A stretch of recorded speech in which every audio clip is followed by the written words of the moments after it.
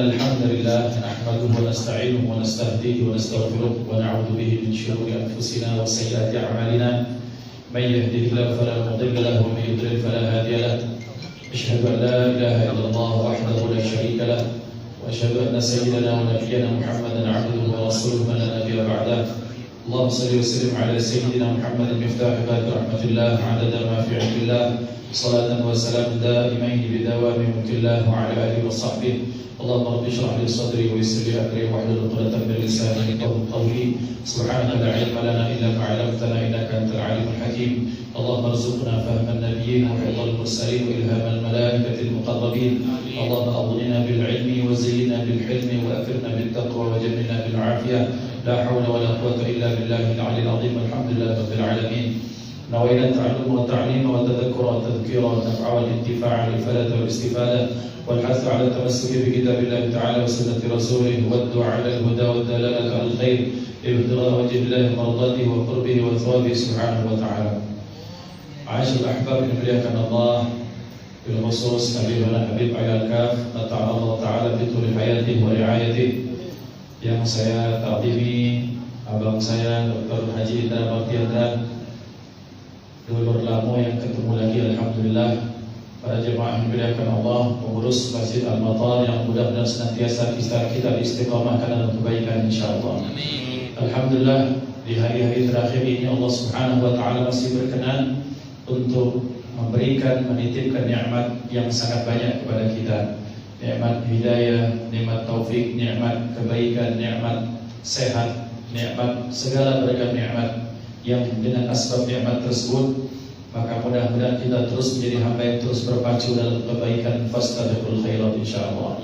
Salawat dan salam terlimpah ruah kepada hadratur Rasul Sayyidina Maulana Muhammad sallallahu alaihi wa alihi wasallam beserta keluarga sahabat pengikut sekalian amin Allahumma amin. Bapak-bapak, ibu-ibu dimuliakan Allah, bahwa sebelum kita masuk kepada ta'lim kita maka mari kita memperbaharui niat i'tikaf kita di masjid. Mudah-mudahan keberadaan kita, wujud kita, maka adanya kita di tempat ini adalah adanya jasad dan ruh kita hadir di tempat ini, sehingga duduk dan diamnya kita walaupun sebentar itu dipandang sebagai ibadah yang bahkan lebih baik daripada ibadah sittina salat.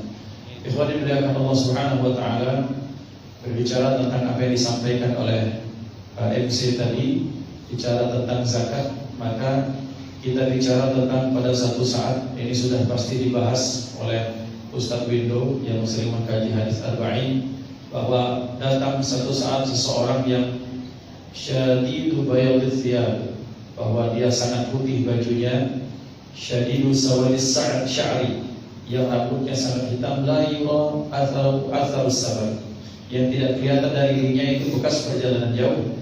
Bahasa kitonya tiba-tiba muncul, kemudian datang, ya Rasulullah alimni mal Islam.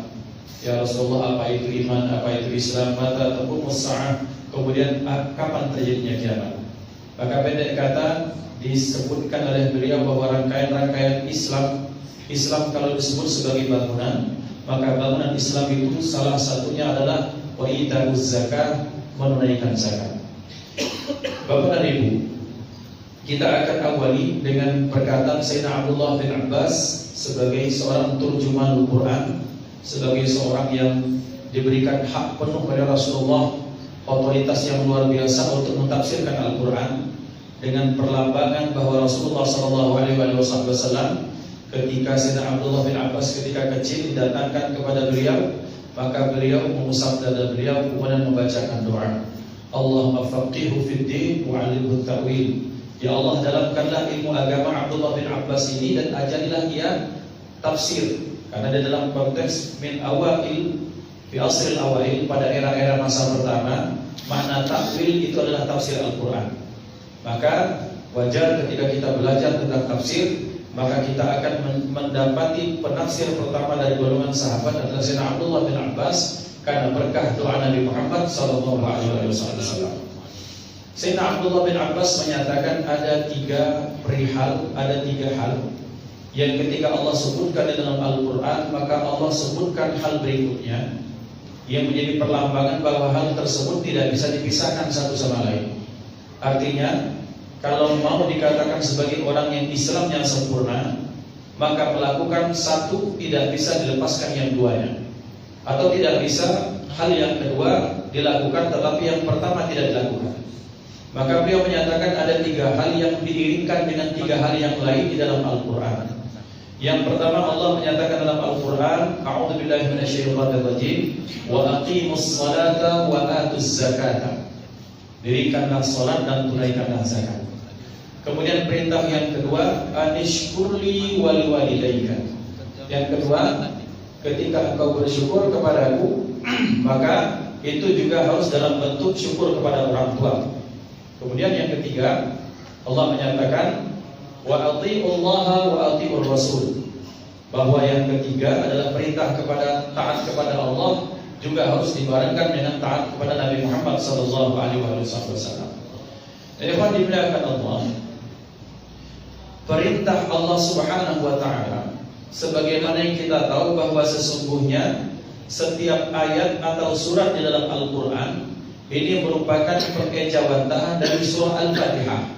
Artinya 113 surat yang panjang maupun pendek itu merupakan penjabaran dari surah Al-Fatihah. Maka apapun bentuk yang Allah ceritakan, Allah berikan busyra, Allah berita gembirakan ataupun Allah berikan ancaman, apakah itu kisah, apakah itu amsal maupun perumpamaan, apakah itu kemudian juga aqsam berupa sumpah-sumpah Al-Quran, apakah itu bentuknya bentuk usuli, bentuk akidah, ataukah akhlak, ataukah syariat, maka semuanya dikembalikan kepada surah Al-Fatihah. Maka ketika kita membaca ayat wa aqimus salata wa atuz zakah, maka ini merupakan penjabaran dari iyyaka na'budu wa iyyaka nasta'in, bahwa hanya kepadamu lah ya Allah kami menyembah dan hanya kepadamu lah kami minta pertolongan. Maka perintah Allah Subhanahu wa taala wa aqimus salata wa atuz zakah, karena Allah Subhanahu wa taala mengisyaratkan dalam ayat ini, wahai manusia, sesungguhnya kalian itu sebagai hamba, maka menyembahlah aku, tapi dengan cara salah satunya engkau hidup bermuamalah dengan muamalah yang baik kepada sesama manusia. Allah isyaratkan iyyaka na'budu wa iyyaka nasta'in, hanya kepadamulah kami, ini kami, bukan iyyaka a'budu wa iyyaka nasta'in, tapi iyyaka na'budu wa iyyaka nasta'in. Maka isyaratnya adalah sebagai seorang hamba tidak bisa dikatakan Islam yang sempurna, dia sholat berjamaah, dia berangkat haji dan umrah tiap tahun, tapi ternyata dia tak bersosial dengan tetangganya, tak peduli dengan nasib orang di sekitarnya. Maka makna wa aqimus salata wa atuz zakah, dirikanlah sholat, tunaikanlah zakat, maknanya adalah sebagai pribadi. Maka karena Allah tahu kita manusia ini tidak akan pernah bisa menjadi hamba yang baik, apakah baik pada aspek jasadiah kita ataukah baik pada aspek ibadah dan muamalah kita, kecuali karena ada bantuan orang lain. Kita berangkat ke Jakarta pakai pesawat, ya itu kan bantuan orang lain, ada pilot, ada pramugari-pramugaranya, ada yang lain-lainnya. Pesawat itu juga butuh, ada bagian afturnya, ada teknisinya, ada yang mengatur lalu lintasnya. Intinya adalah bahwa tidak bisa kita sehari semalam kecuali kita butuh pertolongan dan bantuan orang lain. Maka menjadi hamba yang baik dikatakan Allah, maka menjadilah pribadi yang baik tetapi sosialmu baik. Maka ikhwan yang dimuliakan Allah, pada satu saat ini kembali kita menilik sejarah. Pada satu saat Sayyidina Umar bin Khattab radhiyallahu anhu dipanggil oleh Sayyidina Abu Bakar As-Siddiq radhiyallahu anhu, sebagai beliau saat itu sudah menjadi khalifah. Maka beliau, karena di dalam riwayat kita, dalam sejarah kita baca, kita bisa temukan di akhir-akhir dekade kehidupan baginda Nabi Muhammad sallallahu alaihi wasallam, karena saat itu Islam terpaut dan terfokus untuk futuhat Islamiyah di daerah Jordan, itu di daerah Mu'tah dan lain sebagainya. Maka kemudian daerah Yaman ini menjadi kosong, maksudnya delegasi dakwahnya menjadi kurang. Karena delegasi dakwah yang kurang ini, di samping itu Rasulullah di akhir hayat beliau kan sudah mulai sakit. Maka muncul ada gerakan orang-orang yang murtad dari Islam. Juga ada orang yang mengaku-ngaku sebagai nabi, salah satunya kita kenal dalam sejarah Musailamah al-Kadzdzab. Juga ada gerakan mani'uz zakah, orang-orang yang enggan membayar zakat. Mereka beralasan seperti ini, bahwa kalau sholat puasa kekuatan dari Allah katanya. Kemudian kalau ini nikmat hidayah dari Allah. Tapi zakat gawe-gawe kami dewe, berangkat kata sebagian besar yang mereka berdagang, misalnya kami berangkat sampai ke Palestina sana dari Yaman, kemudian kami sampai ke Mekah, kami berniaga segala macam 3 bulan meninggalkan sanak keluarga. Pas terkumpul uangnya malah dikasih ke orang lain, itu nggak fair, nggak adil dalam mereka. Itu alasan mereka dengan berzakat. Maka berita ini sampai kepada Sayyidina Abu Bakar As-Siddiq radhiyallahu anhu. Dan satu-satunya tempat di daerah Yaman yang memberikan zakat sebelum dipungut oleh petugas adalah daerah Hadramaut. Maka Sayyidina Abu Bakar As-Siddiq mendoakan dengan 3 hal. Salah satunya berkahilah penduduknya, berkahilah airnya, dan tumbuhkan dari tempat tersebut aulia, kekasih Allah, para aulia, para wali, sebagaimana ditumbuhkannya rumput di musim hujan. Karena mengamalkan berkah zakat yang dikumpulkan oleh mereka tanpa diminta. Maka kemudian di daerah yang lain, kemudian Sayyidina Abu Bakar As-Siddiq minta pendapat kepada Sayyidina Umar bin Khattab. Wahai saudaraku Umar, aku minta pendapat kepadamu bahwa sekarang sudah terjadi gerakan mani'uz zakah, orang-orang yang mereka sholat tapi enggan membayar zakat. Apa pendapatmu? Maka terjadi diskusi yang sangat panjang sampai pada satu kesimpulan, kata Sayyidina Abu Bakar As-Siddiq, aku akan surati mereka, aku akan berikan peringatan kepada mereka. Kalau dalam bahasa kita, kalau lah SP3 dak galak ngajak, dak galak bayar, maka aku akan perangi mereka. Sayyidina Umar bin Khattab ini terkejut. Wahai Khalifah Rasulullah, apakah anda berani melakukan hal yang tidak pernah dilakukan oleh Rasulullah? Sementara anda adalah orang yang apapun gerakan Rasulullah, gerak diamnya Rasulullah, sampai apapun dilakukan Rasulullah, anda itu pasti akan diikuti. Tetapi ternyata ini satu bab ini, ternyata anda tidak melakukan yang tidak dilakukan oleh Rasulullah. Melakukan sesuatu yang tidak pernah dilakukan Rasulullah itu bagi anda mungkin hal yang mungkin luar biasa. Kata Sayyidina Abu Bakar As-Siddiq bahwa ketika Allah menyatakan wa aqimus salata wa atuz zakat, Allah barengkan perintah mendirikan salat dengan menaikkan zakat. Artinya tidak bisa, wahai Umar, bahwa mereka salat saja tidak zakat atau zakat saja tidak salat. Dalam bahasa sekarang ada orang yang salat, berangkat haji, umrah segala macam, mereka berjamaah, mereka i'tikaf, mereka tilawah segala macam, tapi tak peduli kepada anak yatim di sekitarnya, tidak peduli kepada orang-orang miskin di sekitarnya. Ini akan jomplang, kata beliau. Akan ada juga, kata beliau, akan datang di akhir zaman juga jenis manusia yang penting kami ini sedekah, yang penting kami ini nginjuk makanan, kami berzakat, zakat malam 16 kumpul Ustaz, keluarga kami 40 juta, sugihnya seperti itu. Tapi tidak sayang. Maka ikhwan dimuliakan Allah dalam tiap ayat ketika perintah wa aqimus shalah pasti dilanjutkan dengan wa atuz zakat. Artinya 2 hal ini tidak bisa dipisahkan satu sama lain. Maka kata Sayyidina Abu Bakar As-Siddiq, aku akan memberangkatkan pasukan untuk memerangi mereka. Maka ikhwan betul bahwa mani'uz zakat, orang-orang yang enggan membayar zakat, itu kemudian oleh Sayyidina Abu Bakar As-Siddiq ditumpas sampai ke akar-akarnya. Dan ikhwan, pembelajaran bagi kita adalah bahwa ternyata zakat ini yang merupakan bagian dari fondasi keislaman seseorang. Bahwa bapak-bapak ibu-ibu dimuliakan Allah, bahwa misalnya kalau ada air 1 gelas, tiba-tiba masuk ugat-ugat misalnya, masuk akal lah itu akan saya minum, tidak mungkin.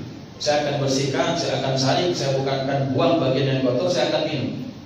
Maka orang yang ketika dia mengumpulkan harta, sementara ketika dia mengumpulkan harta pasti, saya pastikannya, hal yang pasti tidak mungkin dia tidak mendapatkan bantuan atau campur tangan orang lain. Soge, manusia paling soge di Palembang pasti tetap butuh bantuan orang lain. Hebat orang di Palembang ini, Sumsel ini, tidak mungkin dia tidak akan ada bantuan orang lain. Tidak akan disebut sebagai raja kalau tidak ada rakyat. Tidak akan ada disebut sebagai pejabat kalau tidak ada yang diurusi. Tidak akan disebut komandan kalau tidak ada anggotanya. Artinya siapapun dia, tetap dia akan membutuhkan satu sama lain. Karena memang manusia adalah makhluk sosial. Maka tidak bisa seseorang hanya beribadah, sibuk mengumpulkan harta, tapi dia tak membayar pajak dalam bahasa kita sederhana. Maka konsep pajak itu mengambil ruhnya dari ruh Islam. Maka orang yang bayar zakat artinya dia sedang membersihkan potensi hartanya dari racun-racun yang kalau racun tersebut akan masuk akan menjadi penyakit. Penyakit bagi fisik belum tentu, tapi penyakit bagi keislaman dan agama pastinya iya. Maka orang yang gemar berzakat, pertama zakatnya hartanya akan disucikan Allah, itu satu. Yang kedua, hartanya akan ditumbuhkan oleh Allah. Yang di dunia ditumbuhkan Allah, dijagakan oleh Allah. Yang di akhirat itu Allah akan lipat gandakan. Kita bacakan ayat misalnya perumpamaan orang yang memberikan sedekah atau zakat infak seperti habba kamathil habbatin ambatat sab'a sanabila sampai akhir ayat, menunjukkan bahwa orang yang berzakat tidak akan pernah dia mendapatkan kerugian. Berikutnya ya ikhwan, kalau kita mengkiaskan perkataan Al-Imam Asy-Syafi'i radhiyallahu anhu, ini beliau menyatakan ini sebenarnya syair ini untuk siapa? Untuk anak-anak muda yang sibuk di rumahnya masing-masing, enggan keluar untuk mencari majelis atau menuntut ilmu. Kata beliau, inni ra'aitu wuqufal ma'i yusibu in sala dhaba wa illam yajri lam yadhib. Sesungguhnya aku melihat ada air kalau tergenang, air ini tidak akan bagus. Kalau dia tergenang dia akan mengalir, akan jernih, akan bagus. Tapi kalau tak mengalir pasti akan banyak penyakit di sana. Air yang banyak ugat-ugatnya pasti banyak tergenang. Dalam bangkah, dalam ember, dalam bak yang tidak pernah dikuras. Ini menunjukkan bahwa ternyata potensi penyakit akan terus ada di tempat-tempat yang apa? Di tempat-tempat air yang tak bergerak. Tetapi manakala air itu dikuras, diganti, diambil, dikeluarkan, datang air yang baru, maka ini menunjukkan analogi kepada kita bahwa kalau harta kita dikeluarkan, ma naqasat malu min shadaqah, bahwa harta yang disedekahkan tidak akan pernah berkurang, dikatakan oleh Rasulullah sallallahu alaihi wasallam. Ikhwan billah, ketika terjadi amul maja'ah, kalau bahasa kitonya itu lagi terjadi paceklik.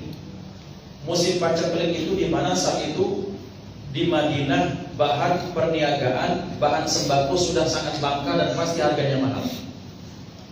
Saat itu kemudian tiba-tiba di tengah dari jauh dalam perjalanan 1 hari 1 malam, itu ternyata kafilah dagangnya Sayyidina Utsman bin Affan itu sudah mulai mendekat. Kemudian datanglah rombongan kartel. Jadi kartel zaman dahulu sudah ada. Orang-orang yang para pemilik cuan-cuan ini datang, mereka hadang kafilah Sayyidina Utsman bin Affan. Pak Utsman bin Affan bahwa ini protek sesuatu yang diharamkan dalam agama. Menghadang kafilah dagang di tengah perjalanan untuk dibeli, kemudian nanti dijual dengan harga berlipat. Nah, kemudian mereka menghadang wahai Utsman bin Affan bahwa kafilah dagang bawa sembako, maka kami berani membeli dengan harga 2 kali lipat. Semua total kekayaan ini anggaplah semuanya 1 miliar, maka kami akan beli menjadi 2 miliar. Kata Sayyidina Utsman bin Affan, masih dikit, aku belum galak, saya belum mau, kata beliau. Ya sudah kalau begitu, karena tetap mengharapkan keuntungan kalau sudah dijual di Madinah nanti, mereka mengatakan 200%, 300% sudah, 3 miliar. Belum, kata beliau. Jadi kejam-kejaman ini orang-orang yang rombongan kartel ini. Ya sudah kalau gitu 400% dan kami tidak bisa berani. Kata beliau, kalau engkau berani membeli 10 kali lipat, maka aku aku lepaskan barang-barang ini. Maksud gitu, kau ini gila Utsman.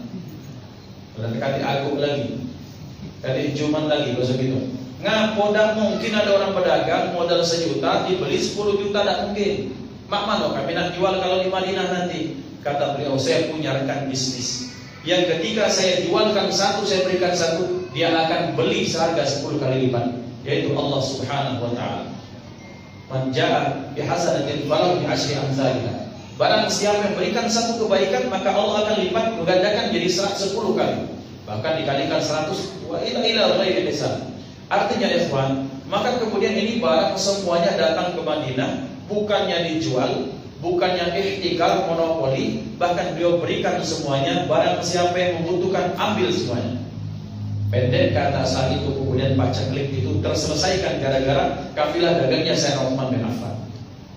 Tapi kemudian ikhwan, sejarah mencatat apakah Sayyidina Utsman bin Affan jadi jatuh, bahasa kita tuh lagi roboh tidak. Bahkan kita tahu di Madinah sekarang ada museum, ada bank yang hanya mengurusi wakafnya Sayyidina Utsman bin Affan. Artinya kekayaan beliau tak habis-habis. Maka artinya bahwa ketika seorang berzakat, bersedekah, maka harta mereka tidak akan dikurangkan Allah. Bahkan bal yazdad, bahkan bertambah, dan bertambah. Maka ikhwan dimuliakan Allah. Artinya adalah bahwa zakat dan sedekah banyak hal yang ditimbulkan dari sana. Yang pertama, kita mencontoh sifat Allah Al-Karimul Mannan, bahwa Allah itu Maha Dermawan. Bahwa yang kedua, di dalam hukum alam, dan ini mungkin banyak yang sering membaca The Secret, buku The Secret tentang bahwa sesuatu alam itu akan berikan lebih dari apa yang kita berikan biasanya. Ini kan versi orang-orang Yahudi yang mereka tak mengenal Allah. Dalam Islam bahwa kalau kita berikan sesuatu maka Allah yang membalasnya. Maka dalam kuantum seperti ini katanya bahwa kalau kita memberikan satu lemparan bola, maka bola itu akan kembali kepada kita. Maka ketika kita bersedekah, sebenarnya yang bahagia itu bukan yang menerima sedekah pada hakikatnya, tetapi adalah orang yang bersedekah itu. Mengapa dia bahagia? Yang ketiga, orang bersedekah adalah orang yang mewujudkan mujahadah jihadun nafsi dalam dirinya. Kita tahu bahwa pernah pada satu saat, sekalipun hadis ini bagi seorang ini hadis dhaif segala macam, dikit-dikit dhaif padahal kita ini bukan ahli hadis segala dhaif. Jadi sudahlah, terima bayar. Ya, jadi ketika dinyatakan seperti bahwa raja'na minal jihadil asghar ila jihadil akbar, kita kembali dari jihad yang kecil kepada jihad yang besar. Ya Rasulullah, tiap berangkat perang berangkat 1000 balik 700 ya Rasulullah. Artinya 300 itu syahid. Atau berangkat 1000 balik 1000, tapi ada yang luka-luka, ada yang putus tangan, ada yang potong kaki misalnya bahasa gitu. Tapi mengapa Anda mengatakan kita pulang dari jihad yang kecil kepada jihad yang besar? Beliau menyatakan bahwa jihad yang besar itu adalah jihadun nafsi. Seseorang yang melawan dirinya sendiri, itu hakikat jihad yang paling berat. Maka ikhwan dimuliakan Allah, maka dikatakan di dalam hadis, laisa syadidu bis-sur'ah, bukanlah orang yang gagah itu bis-sur'ah dengan bulat, dengan silat. Mungkin dia sudah sampai ke Dantigo misalnya. Bukan seperti itu. Bahwa orang yang hebat, orang yang kuat, man yamliku aw yatamallaku nafsahu 'indal ghadab, bahwa orang yang mampu menahan diri dan emosinya manakala dia sedang marah. Artinya orang yang hebat adalah orang yang mampu menguasai ego dirinya. Dan salah satu ego yang tertanam bagi manusia, yang menjadi tantangan manusia, adalah rasa cinta kepada harta. Ayahwan. Padahal kalau nak diingat-ingat, lahir kita tidak kok batu cincin. Lahirnya ada pakai cincin bacan. Oh, lahirnya datanglah pakai cincin batu bacan, tak ngerti. Lahir-lahirlah pakai kacamata, tak ngerti. Lahir-lahirlah punya surat tanah 10 hektar, tak ngerti. Artinya kita tak punya apa-apa. Cuma satu adalah kita tangisan kita untuk meminta belas kasihan dari alam sekitarnya. Tapi mengapa ketika semakin besar, semakin tua, kemudian rasa cinta kepada harta itu semakin tumbuh sehingga enggan untuk dikeluarkan. Maka orang yang mampu bersedekah ikhwan adalah orang yang mampu menahan dan mengalahkan egonya. Berarti orang yang bersedekah adalah orang yang sudah berjihad melawan dirinya sendiri. Yang keempat, orang-orang yang terus bersedekah atau mempunyai sifat roman dalam bahasa Jawa, mempunyai sifat karim dalam bahasa Safi, orang yang surah bahasa kita di dusun di Bleman, orang yang dermawan, maka dinyatakan as-safiyu qaribun minallah, qaribun minan nas, wa qaribun minal jannah. Bahwa orang yang dermawan itu, entah dermawannya dengan mengeluarkan zakat yang wajib, entah dia mengeluarkan yang sunnah-sunnah, maka orang yang dermawan itu dia dicintai Allah, dekat dengan Allah. Kemudian mereka dicintai manusia dan mereka dekat dengan surga. Artinya apa? Artinya orang yang dermawan, doa orang lain dekati yang jahat, Pak. Pak Haji itu, woi banyak Pak Haji. Ya Allah, panjangkan umur Pak Haji itu. Ngapa biar kaki macet dapat THR-nya lagi, kira-kira bahasa gitu. Cukup lamun getah basah pelit medit labu pahit. Ayo Pak, kalau orang Sunda tuh mereka isi cap jahe. Ada orang Sunda aja. Itu pasti doa ada kata yang bagus baru. Mau bola pendek umur, mau bola mati itu bermobil. Ngapa? Karena orang tidak bisa mendapatkan manfaat dari dirinya. Maka orang-orang yang bersedekah, orang yang gemar bersedekah, maka mereka mendapatkan keberkahan doa dari orang banyak. Yang berikutnya yang kelima, orang yang berinfak, beramal dan bersedekah, maka mereka masuk dalam hadis baginda Nabi Muhammad sallallahu alaihi wasallam, khairun nas anfa'uhum linnas, bahwa sebaik-baik manusia adalah orang yang bisa berikan manfaat kepada orang banyak. Manfaat itu bisa apa? Bisa dengan pikiran, bisa dengan harta, bisa dengan jabatan, bisa dengan relasi, bisa dengan omongan, bisa dengan kekuatan, bisa dengan tanda tangan, bisa dengan apapun yang Allah titipkan kepada kita. Maka ketika kita memberikan sedekah, infak, sedekah kepada orang lain, maka kita insya Allah sudah memberikan manfaat kepada alam sekitar. Maka mudah-mudahan ikhwan, dengan gerakan zakat, infak dan sedekah yang digalakkan Islam, maka ini bisa menopang ekonomi umat ini. Karena sesungguhnya kalau dinyatakan dalam salah seorang tokoh, barang siapa, kalau saja kata beliau, kalau memang infak, zakat dan sedekah ini bisa kita lakukan secara profesional dengan amanah, kemudian selanjutnya diberlakukan di seluruh umat Islam, maka permasalahan kemiskinan ini bisa terselesaikan tanpa bantuan pihak manapun. Cukup dari Islam kepada Islam sendiri, dari muslimin kepada muslim sendiri.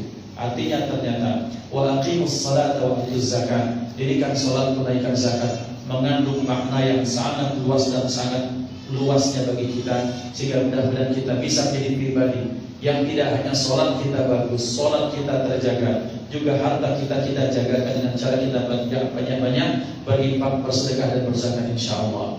Usikum wa nafsi bi taqwallah. Hadanallahu wa iyyakum ajma'in. Mohon maaf atas kesalahan, kepada Allah kita mengampun.